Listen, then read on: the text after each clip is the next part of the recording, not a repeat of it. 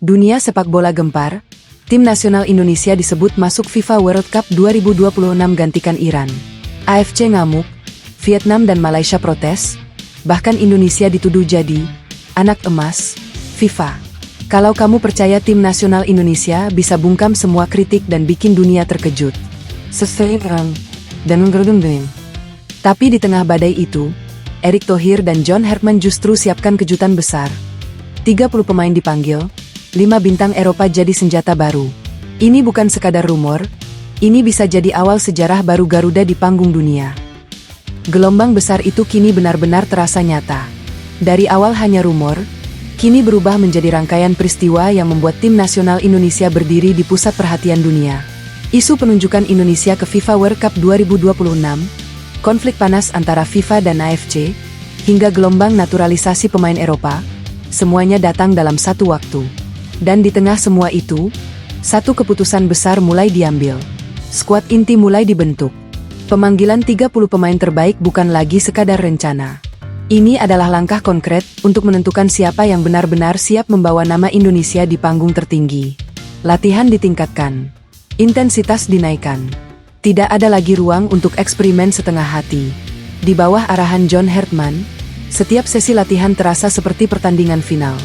Karena mereka tahu, jika kesempatan ini benar-benar datang, maka tidak akan ada waktu untuk belajar dari nol. Semua harus siap sekarang. Di sisi lain, tekanan dari luar terus berdatangan. Komentar meremehkan dari tim nasional Vietnam dan beberapa media Asia justru memperkeruh suasana. Namun alih-alih melemahkan, hal itu justru menjadi bahan bakar. Para pemain mulai menunjukkan mental yang berbeda. Lebih fokus, lebih tenang, dan lebih lapar untuk membuktikan diri. Karena bagi mereka, ini bukan sekadar pertandingan. Ini adalah kesempatan untuk mengubah sejarah. Jika berhasil, Indonesia tidak hanya akan dikenal sebagai tim yang diundang, tapi sebagai tim yang layak berada di sana. Dan jika momen itu benar-benar datang, maka satu hal pasti akan terjadi. Dunia tidak lagi melihat Indonesia sebagai cerita kecil, tapi sebagai kekuatan baru yang muncul dari Asia Tenggara. Dan di titik inilah situasi benar-benar memanas. AFC dikabarkan mulai mengambil sikap tegas terhadap keputusan FIFA. Dalam narasi yang beredar, AFC disebut mempertanyakan kelayakan tim nasional Indonesia jika langsung ditunjuk menggantikan tim nasional Iran di FIFA World Cup 2026. Alasannya jelas. AFC menilai tempat di Piala Dunia harus ditentukan lewat jalur kompetisi, bukan keputusan langsung. Mereka bahkan mendorong skenario playoff sebagai solusi yang dianggap lebih adil. Namun di balik narasi panas itu, ada fakta penting yang tidak bisa diabaikan. Sampai saat ini, Iran sendiri belum resmi mundur, dan bahkan masih dipastikan akan tampil di Piala Dunia 2026. Selain itu, PSSI juga menegaskan belum ada surat resmi dari FIFA terkait skenario penggantian atau playoff tambahan. Artinya, apa yang terjadi sekarang bukan keputusan final, melainkan pertarungan narasi dan spekulasi. Namun justru disitulah dramanya semakin besar. Karena di satu sisi, AFC ingin menjaga fair play kompetisi. Di sisi lain, FIFA punya kewenangan penuh untuk mengambil keputusan cepat jika situasi darurat terjadi. Dan di tengah tarik-menarik itu, nama Indonesia terus disebut. Bukan lagi sebagai tim biasa, tapi sebagai bagian dari skenario besar yang bisa mengubah peta sepak bola Asia. Jika skenario ini benar terjadi, maka Indonesia tidak hanya harus menjawab kritik soal kelayakan, tapi juga membuktikan bahwa mereka pantas berada di panggung dunia. Dan satu hal yang pasti, semakin banyak yang meragukan, semakin besar juga panggung pembuktian yang menunggu Garuda, dan situasi pun semakin memanas, bahkan mulai merembet ke kawasan Asia Tenggara. Kabar yang beredar menyebut bahwa tim nasional Vietnam dan tim nasional Malaysia ikut melaporkan situasi ini ke AFC. Narasi yang mereka dorong cukup keras. Indonesia disebut sebagai anak emas FIFA yang dianggap mendapat perlakuan istimewa. Tuduhan itu langsung memicu perdebatan panas. Beberapa media di kawasan ASEAN mulai mengangkat isu ini sebagai bentuk ketidakadilan kompetisi. Mereka mempertanyakan bagaimana tim nasional Indonesia bisa masuk ke skenario besar tanpa melalui jalur yang sama seperti negara lain. Namun di sisi lain, tidak sedikit juga yang melihat ini dari sudut berbeda. Bahwa jika memang keputusan itu diambil, pasti ada faktor besar yang dipertimbangkan. Baik dari sisi teknis, kesiapan tim, hingga aspek non-teknis yang lebih luas. Dan justru di tengah tudingan, anak emas, itu, tekanan kepada Indonesia semakin besar. Karena sekarang bukan hanya harus membuktikan diri di lapangan, tapi juga harus menjawab semua tuduhan dari luar. Menariknya, di dalam negeri sendiri suasana justru berbeda. Dukungan terhadap tim semakin solid. Publik mulai bersatu. Dan kepercayaan terhadap skuad terus meningkat. Apalagi dengan masuknya pemain-pemain naturalisasi dan persiapan matang yang sudah dilakukan. Kini narasi berubah menjadi satu hal sederhana tapi kuat. Biarkan semua bicara. Indonesia akan menjawab di lapangan. Karena pada akhirnya, bukan laporan, bukan tuduhan, dan bukan opini yang menentukan. Tapi hasil akhir saat peluit panjang dibunyikan. Dan jika Garuda mampu membungkam semua keraguan itu, maka tudingan, anak emas, akan berubah menjadi satu pengakuan. Indonesia memang pantas berada di level itu, dan di titik ini, konflik narasi benar-benar mencapai puncaknya. AFC mulai mendorong satu argumen yang semakin keras, bahwa jika memang terjadi penggantian tim nasional Iran di FIFA World Cup 2026, maka tim dari kawasan Timur Tengah dinilai lebih layak dibanding Asia Tenggara. Alasannya, AFC menilai jalur kualifikasi harus dihormati. Tim-tim seperti tim nasional Uni Emirat Arab, atau bahkan Irak disebut lebih dekat secara performa dan posisi di akhir kualifikasi. Bahkan dalam berbagai analisis, kandidat pengganti Iran memang sering mengarah ke negara dengan capaian lebih tinggi di zona Asia. Namun di balik dorongan itu, fakta resminya justru masih sangat berbeda. Sampai saat ini, Iran belum dinyatakan keluar dan bahkan tetap dipastikan tampil di Piala Dunia 2026 oleh AFC sendiri. Artinya, semua perdebatan ini masih berada di level wacana dan tekanan politik sepak bola. Tapi justru disitulah dramanya semakin panas.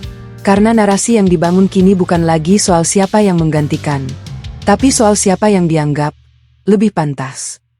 Dan di tengah perdebatan itu, nama tim nasional Indonesia tetap disebut, tetap dibicarakan, dan tetap jadi pusat perhatian.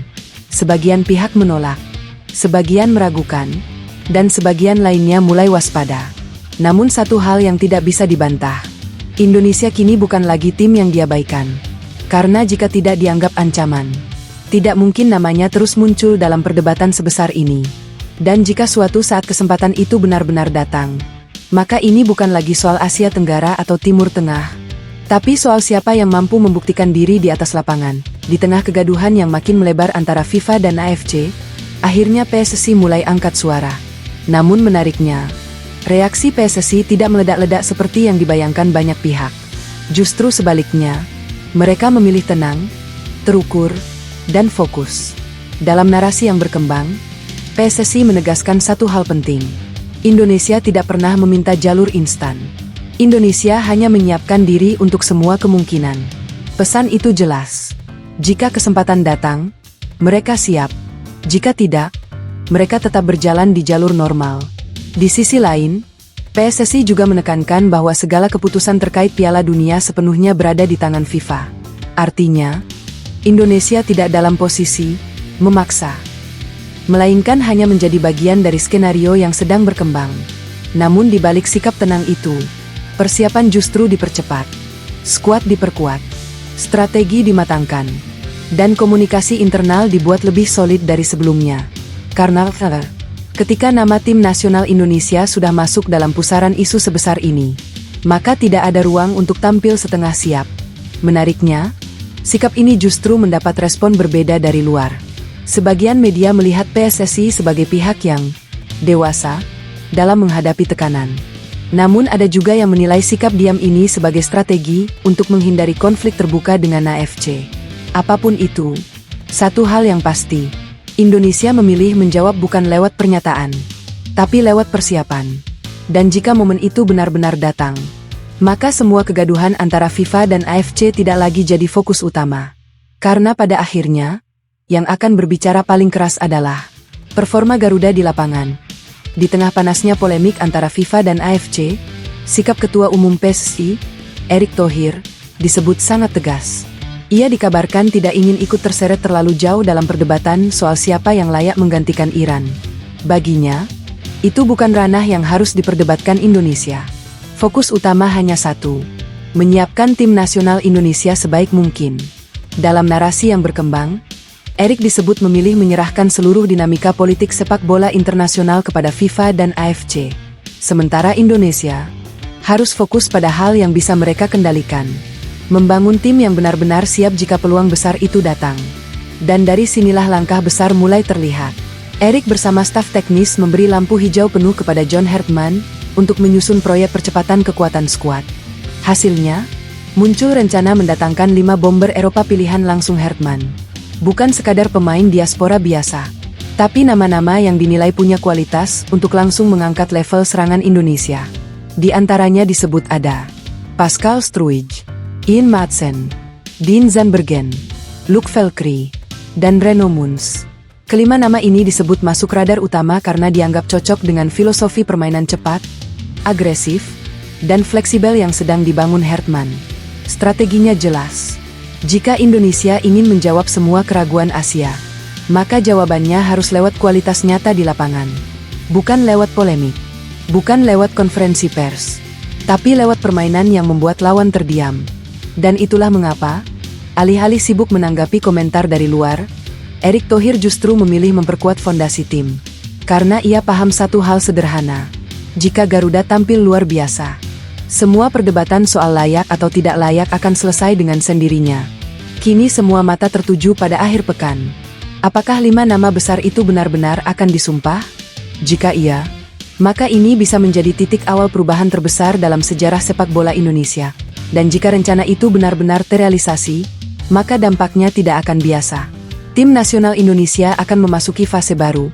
Bukan lagi sekadar tim yang berkembang, tapi tim yang siap menantang siapapun di Asia. Kehadiran 5 bomber Eropa ini bukan hanya soal kualitas individu, tapi soal perubahan cara bermain. Serangan Indonesia diproyeksikan menjadi jauh lebih cepat, lebih tajam, dan lebih variatif. Transisi dari bertahan ke menyerang bisa terjadi dalam hitungan detik. Dan yang paling penting, penyelesaian akhir yang selama ini jadi kelemahan mulai ditutup. Di sisi lain, John Herdman disebut sudah menyiapkan skema khusus. Formasi fleksibel seperti 3-4-2-1 atau 4-3-3 akan jadi senjata utama. Dengan kombinasi pemain lokal, diaspora, dan naturalisasi, Indonesia bisa berubah dari tim yang reaktif menjadi tim yang mengendalikan permainan. Namun satu hal yang tidak bisa dihindari, ekspektasi kini melonjak drastis. Tidak ada lagi alasan, tim baru. Tidak ada lagi toleransi untuk proses panjang. Publik dan dunia luar akan langsung menuntut hasil. Dan disinilah mental pemain akan diuji. Karena saat tekanan datang dari segala arah, media, lawan, bahkan sesama negara Asia, yang bertahan bukan hanya yang kuat secara teknik, tapi juga yang kuat secara mental. Jika semua ini berjalan sesuai rencana, maka pertandingan bulan Juni nanti bukan sekadar uji coba, tapi bisa menjadi momen lahirnya era baru sepak bola Indonesia. Era di mana Garuda tidak lagi dipandang sebelah mata, tidak lagi diremehkan, tapi mulai ditakuti. Dan jika momentum ini benar-benar dimanfaatkan, maka semua drama FIFA, AFC, hingga komentar negara lain akan menjadi satu hal yang sama.